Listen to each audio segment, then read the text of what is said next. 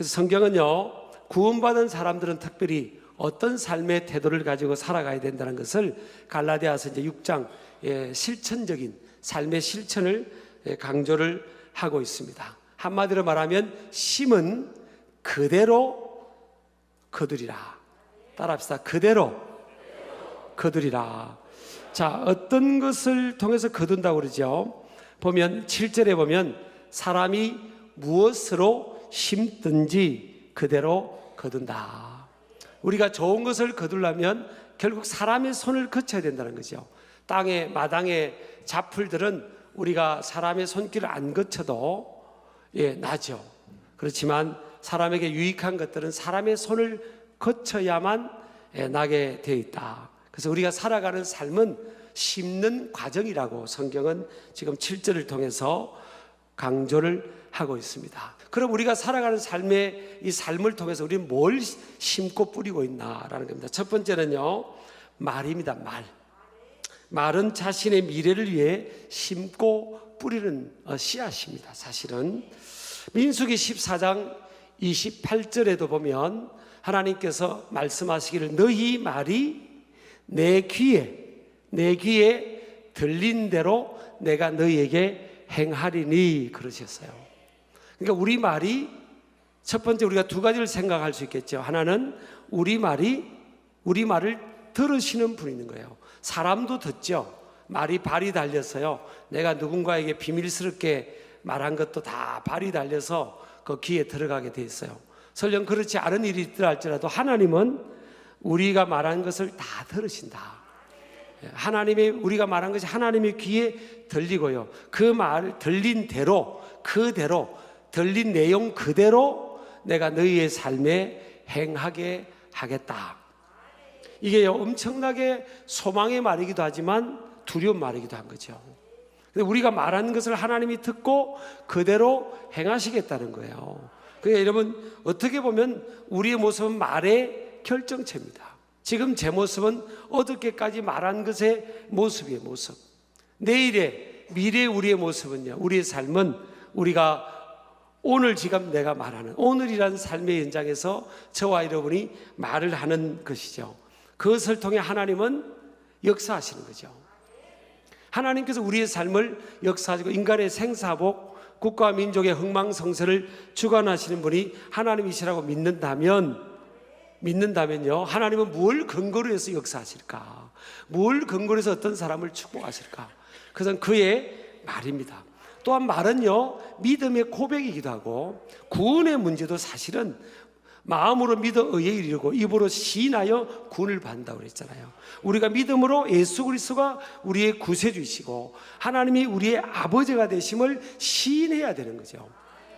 믿음으로 고백하는 이 시인을 통해서 우리의 구원 문제도 담보를 잡을 수 있는 거죠. 마찬가지로 우리의 삶에 우리가 끊임없이 말하는 이 내용이 우리의 삶을 결정하는데 하나님은 그것이 씨앗이 되어서 그들의 삶의 미래에 언젠가 어디에 누군가의 삶에 그 열매를 맺게 된다라는 것입니다. 그래서 말하는 건 절대 자유가 아니에요. 성경은요, 말이 그 사람의 인격 그 자체라고 말씀합니다. 야고보서 3장 2절들 보면 말의 실수가 우리가 다 실수가 많으니 그럽니다. 저와 여러분도 말 실수가 많아요. 만일 말에 실수가 없는 자라면 곧 온전한 사람이라 능히 온몸도 굴레 씌우리라 그럽니다. 말에 실수가 없는, 말이 성숙한 사람이 온전한 사람이라는 거예요. 그러니까 말이 그 사람의 인격을 대변한다고 볼 수가 있습니다. 그러기 까닭에 여러분 얼마나 하나님 앞에서 그렇고요, 이 내 말이 내 삶을 결정한다고 보는 거예요. 그렇기 때문에 저와 여러분은 참 말을 잘해야 됩니다. 믿음의 사람들은요, 긍정적인 말을 해야 됩니다. 긍정적인 말을 해야 되고 희망을 말하고 소망을 말해야 돼요. 그렇게 본다면요, 우리 인생이 단순합니다. 저와 여러분 인생이 앞으로 더 하나님 앞에 존귀하고 귀하게 쓰임받고 간정 있는 삶, 복된 삶을 살려면요, 단순한 거예요. 뭐만 잘해도 되는 거예요. 말만 잘해도 되는 거예요. 근데 말만 잘하게 되기가 쉽지 않아요. 왜? 말은 우리 내면에 쌓인 것이 나오는가. 내면에 쌓여진 지식이나 생각이나 이런 것들이 밖으로, 컨텐츠가 밖으로 나오는 거기 때문에 내가 말만 잘해야 한다고 되는 것도 아니에요, 사실은.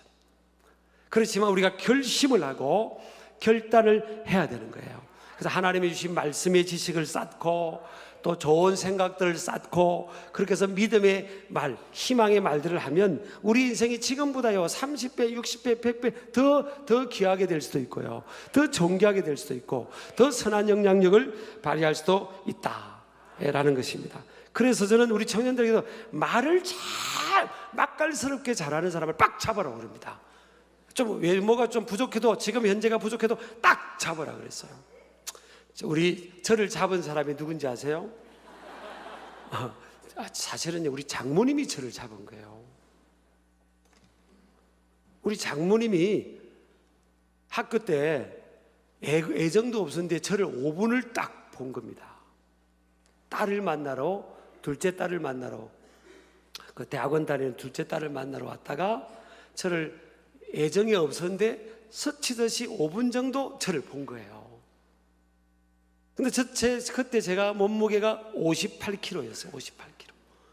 이 키에 58kg가 그냥 삐쩍 말라.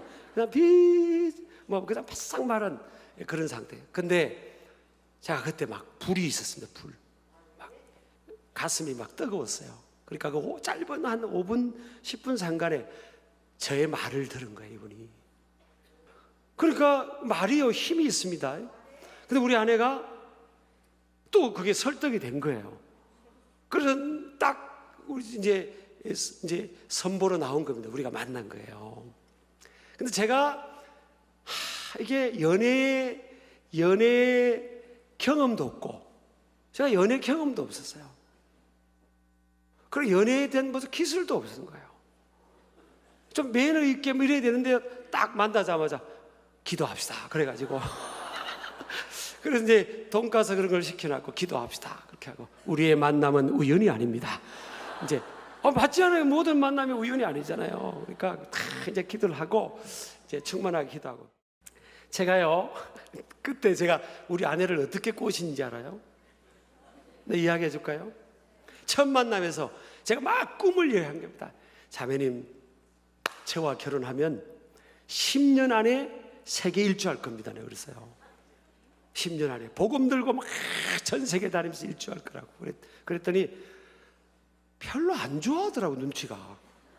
그래서 알고 보니까요, 우리 아내는요 진짜 여행 가는 걸 싫어합니다. 나 그런 체질인지 몰랐어요. 근데 말대로 되잖아요. 오늘도 인도 가야 되지요. 저는요 비행기 타는 걸 너무 싫어해요. 사실은요, 난 진짜 비행기 타는 걸 싫어해요. 그리고 어떤 앞에 서 있기도 하고 그럽니다. 사실 힘들어서. 근데 어쨌든 말대로 되잖아요. 말대로. 야, 여러분, 말 바로 해야 됩니다. 복음 들고 막 땅끝까지 갔는데 그렇게 되잖아요. 하나님 막 자꾸 억지로 그러잖아요. 이게. 자녀들 꾸중을 할 때도요, 야, 이 빌어먹을 녀석아, 그런 말 하면 안 됩니다. 뭘 아멘입니다. 그런 말 하면 안 됩니다. 그런 말 하면 안 되고 믿음의 말을 해야 됩니다. 세계적으로 꾸중을 해도 세계적으로 복받을 녀석아, 좀 정신 좀 차리라. 이러면 애들이 들어도 기분도 안 나쁘고 하나님이 그 말을 듣잖아요. 너 뭐 해될래? 너 앞으로 뭐 되려고 그러냐? 너 네 밥값은 할 수 있을 것 같냐? 그러면 안 됩니다, 여러분. 그럼 그 말 듣고 하나님이 자식 밥값 못하면 어떻게 알겠어요? 꾸중을 해도 세계적으로 밥값할 녀석아, 이 녀석아. 막. 그래서 제가 어느 날 말이 너무 중요하다는 걸 알고 가만히 돌아보니까 제가 믿음의 말대로 돼 있더라고요. 앞으로도 그럴 거 아니에요. 저와 여러분이 앞으로 지금이 절정입니까? 앞으로 하나님 앞에 쓰임받을 그런 클라이막스가 아직 안 온 거예요. 옆 사람 인사합시다. 앞으로, 옆 사람 보고 앞으로, 아직까지 클라이막스가 오지 않았습니다. 앞으로 우리가 더 쓰임받을 일들이 더 있는 거예요, 여러분. 그러니까 여러분, 이런 믿음의 말을 해야지 꼬인 말을 절대 하면 안 됩니다. 그게 우리 인생을 결정하는 것을 믿으시기 바랍니다. 그 다음에 믿음의 기도입니다. 믿음의 기도. 믿음의 기도는요, 반드시 응답되며 열매를 맺습니다. 사가라와 엘리사벳이라는 제사장 부부가 있었어요. 오랫동안 기도했는데 기도 응답이 없었어요.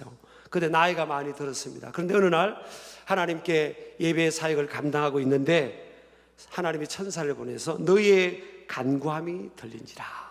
이제 네가 네 나이가 많은 아내 엘리사벳이 아이를 임신할 텐데 세례 요한이 될 것이다. 많은 사람을 주 앞으로 인도하는 큰 그릇이 될 거라는 거예요. 정말 하나님이 약속하신 말씀대로 사가라와 엘리사벳을 기도 듣고 세례 요한을 그 가정에 맡긴 겁니다. 그래서 여러분, 세례 요한이 예수님이 칭찬했잖아요. 여자가 낳은 자 중에 제일 큰 자라고 했잖아요. 여러분, 그래서 우리가 믿음의 기도는 반드시 응답된다. 그래서 마태복음 21장 22절도 보면 너희가 기도할 때 무엇이든지 믿고 구하는 것은 다 받으리라 하시니라 했어요. 믿고 구한 것은 받은 줄로 믿으라는 거예요. 우리가 믿고 믿음으로 기도한 것은, 믿음 있는 기도는 이미 응답이 주어졌다고 믿기를 주의 이름으로 축복합니다. 자, 세 번째, 우리가 뭘 섬겨야 될까? 뭘 심고 뿌려야 될까? 이 사람들을 향한 섬김입니다. 오늘 10절도 보면 우리는 기회에 있는 대로 모든 이에게 착한 일을 하라 그러잖아요. 모든 사람에게 착한 일을 하는데 믿음의 가정들에게는 더 착한 일을 하라는 거예요. 그러니까 여러분, 교회 생활을 어떻게 해야 되겠어요? 우리 믿는 사람들이 모였잖아요. 그렇죠? 믿는 사람들에게는 더 잘해라는 거예요. 이 카페에 우리가 지금 청년들이 치고 있어요. 여러분, 우리가 예배할 때 청년들이 교대로 예배하고 굉장히 그 친구들이 고생합니다. 매니저들이. 우리가 사회비도 월급도 주고 하지만 여러분, 좀 믿는 친구들이에요. 내가 예를 듭니다. 그럼 세상에 있는 다른 직장이나 다른 카페나 다른 우리 서비스업에 종사하는 사람들에게 하는 것보다 더 친절하게, 더 경량해야 되는 거예요. 여러분, 우리가 교인들끼리 매일 보니까 가볍게 보일 수 있어요. 귀한 줄을 모르는 거예요. 그래서 성경은 뭐라고 합니까? 모든 사람에게 착한 일을 행해라. 네가 아는 모든 사람들. 그러나 믿음의 사람들에게는 더 하라는 거예요. 그래서 믿음이 있는 사람들은 더 잘해줘야 됩니다. 아이들이든 여러분 동년배든 연세가 있는 분이든 더 잘 예의를 대해줘야 됩니다. 우리 창세기 18장에 보면요, 아브라함이 지나가는 나그네 세 사람을 선대했잖아요. 냉수라도 좀, 목이라도 축이시고 좀 쉬었다가 우리 집에서 떠나세요 하고 이제 나그네 세 사람을 집에 강권해놨고 집으로 강제로 이제 강권해서 집에 모시고 부인한테 송아지 잡으랍니다. 송아지 잡으라고 그래요. 근데 부인 사라를 가만히 보니까 송아지를 잡아요. 난 근데 가만히 생각해 봤어요. 내가 부인이라면 이런 남자고 사는 게 좀 힘들겠다. 그죠? 매일 송아지 잡아야 될 일이 나온 거 아니에요.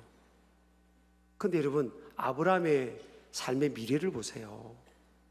집에서요, 군인들만 318명을 기르고요, 왕이 찾아와서 자기에게 화친을 요청합니다. 힘이 약한 사람이 힘이 강한 사람이 와서 우리 화친을 맺자고 그러잖아요. 아브라함은 왕이라는 명칭만 안 가졌지 왕과 같은 존재로 하나님 앞에 복을 받습니다. 복을 받아요.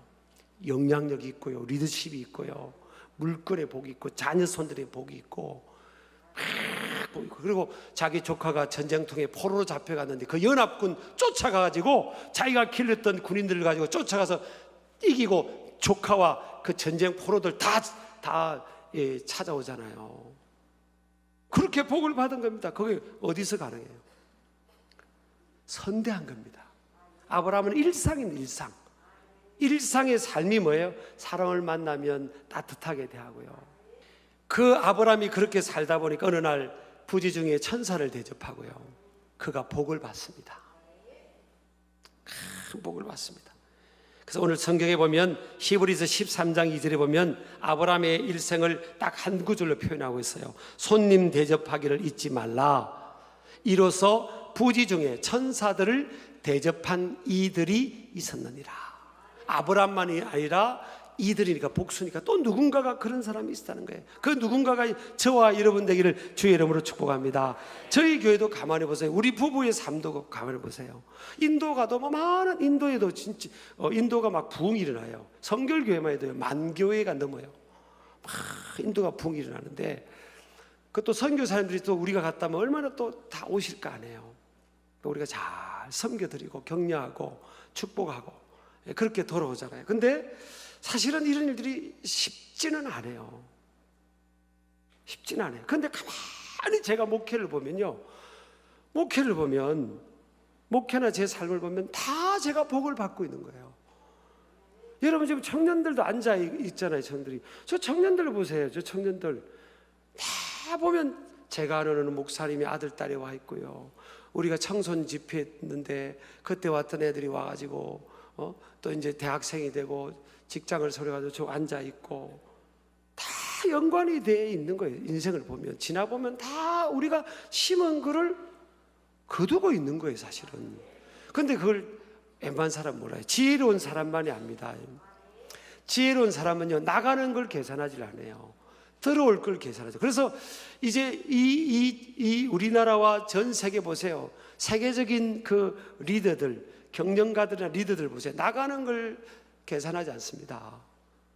그래서 한 해에 뭐 수십조를 기술개발, R&D 기술개발을 위해서 과감하게 투자도 하고요. 그런 이유가 뭐예요? 들어올 걸 계산한 겁니다. 30조를 투자해서 100조가 들어오고 200조가 들어오고 300조가 들어오는 거예요. 그게 지혜로운 거잖아요.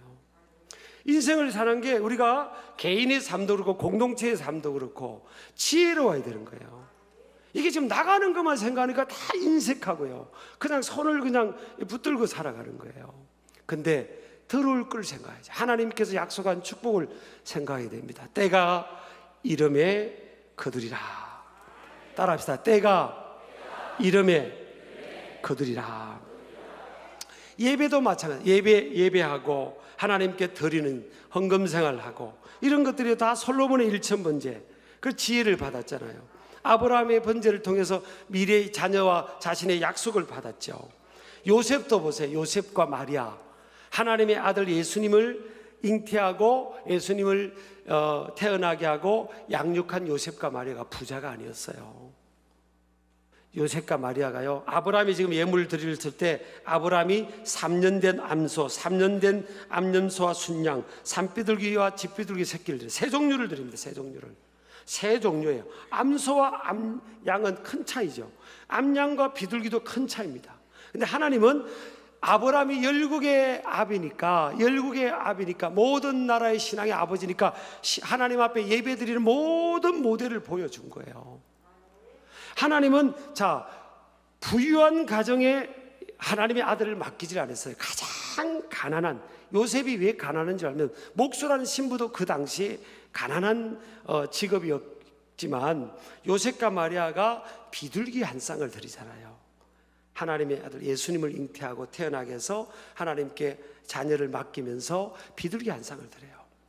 그러니까 하나님께서 형편이 되는 사람은 암소를 드리고 숫소를 드려야 되고 또 그 다음 사람은 암양과 순양을 드리고 그 다음 사람은 비둘기를 드린 겁니다. 하나님께서 이거를 너 왜 비둘기 드렸냐, 너 왜 양 드렸냐, 너 왜 그렇게 하지 않잖아요. 하나님의 배려예요. 따뜻한 배려라고요. 따뜻한 배려라고요. 자, 우리가 좀 저를 포함해서 회개를 해드릴게요. 절대 늦은 게 아닙니다. 여러분에게 절망감을 주기 위해 그런 게 아니에요. 자, 우리 이제 한국 사회가 이제 기독교 인구 비율이 18에서 20%잖아요, 지금요. 예전보다 좀 떨어져서 18에서 20% 이제 통계청 통계로 나온 거 아닙니까? 그래도 이제 종교 인구는 지금 기독교, 개신교, 캐톨릭 빼고도 제일 숫자가 많은데, 근데 다음 세대 20대 밑으로 이게 기독교 인구 대비하면 5% 밑으로 옵니다. 5%.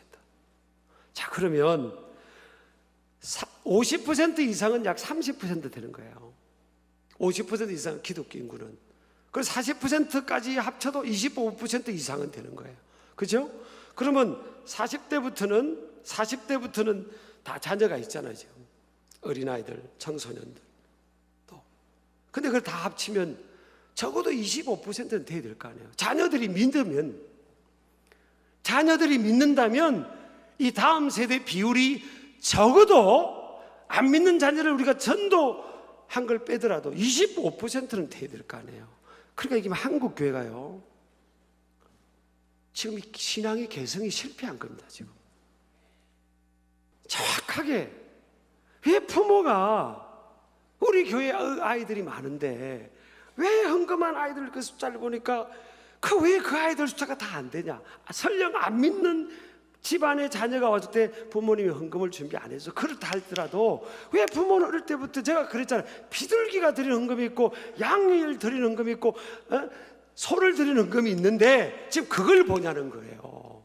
하나님 앞에 그걸 드리면서 믿음의 기도를 드리고 찬양을 드리고 어떤 애는 오늘 또 어린이 만났더니 너는 어른 예배도 오고 막 청년 예배도 오고 그랬더니 새로운 찬양 배우려고 그런다고 어린이가 그러더라고요. 왜 애들이 신앙을 가질 수 있는 거예요, 여러분 아이들이. 근데 왜 그걸 아이들이 어릴 때부터 그걸 안 가르치고 안 심어주고 하나님께 드리는 문화, 신앙 문화를 그렇게 왜 안 가르쳐 주냐고, 왜 안 가르쳐 주냐고요. 가정에서부터 가르쳐야 되고 그 교육 현장에 가르쳐야 될 거 아니에요.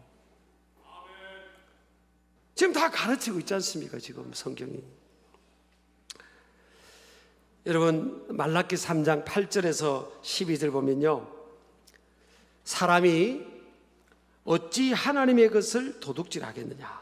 그러나 너희는 나의 것을 도둑질하고도 말하기를 우리가 어떻게 주의 것을 도둑질하였나이까 하는도다. 이는 곧 11조와 봉헌물이다. 11조 헌금이라는 거예요. 그 다음에 9절 봅니다. 너희 곧 온 나라가 나의 것을 도둑질하였으므로 너희가 저주를 받았느니라. 말라기 시대 때 굉장히 저주가 임했습니다. 기근이 임했어요. 10절 봅니다. 다 읽겠습니다. 시작. 만군의 여호와가 이르노라. 너희의 온전한 11조를 창고에 들여 나의 집에 양식 있게 하고 그것으로 나를 시험하여 내가 하늘 문을 열고 너희에게 복을 쌓을 곳이 없도록 붙지 아니하나 보라. 11절. 만군의 여호와가 이르노라. 내가 너희를 위하여 메뚜기를 금하여 너희 토지 소산을 먹어 없애지 못하게 하며 너희 밭에 포도나무 열매가 기한 전에 떨어지지 않게 하리니 너희 땅이 아름다워짐으로 모든 이방인들이 너희를 복되다 하리라. 만군의 여호와의 말이니라. 자, 온전한 11조 하나님 앞에 헌금 생활을 이야기합니다. 근데 말라기 시대는 너희들에게 저주가 임했다는 거예요. 다 도둑질하니까. 하나님께서 뭐라 합니다. 하늘의 문을 열고 너에게 복을 쌓을 곳이 없도록 붙지 아니하나 보라. 메뚜기를 금하여, 메뚜기 뭐예요? 물질의 손실을 가져오는 어둠의 세력 아닙니까? 메뚜기를 금하여 너희 토지 소산을 먹어 없애지 못하게 하며 기한 전에 포도나무 열매가 떨어지지 않게 하며 너희 땅이 아름다워짐으로 모든 이방인들이 너희를 복되다 하리라.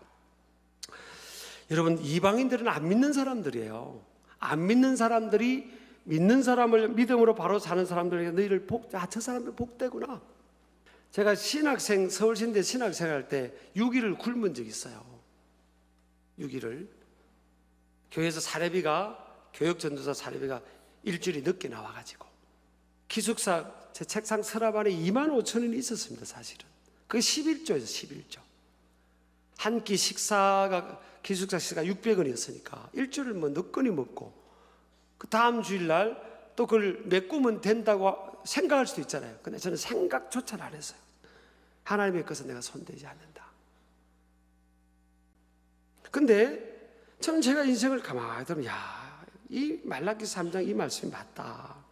이방인들이 너희를 복되다는구나. 저는 초등학교 동창들하고요, 초등학교 제가 나온 교회 졸업생들, 또 대학교 동창들 졸업생들이 저를 그 학교에서 졸업생 중에서 제일 복받은 사람이 누구냐니까 저를, 안 믿는 친구들이나 후배들도 저를 이야기했대요.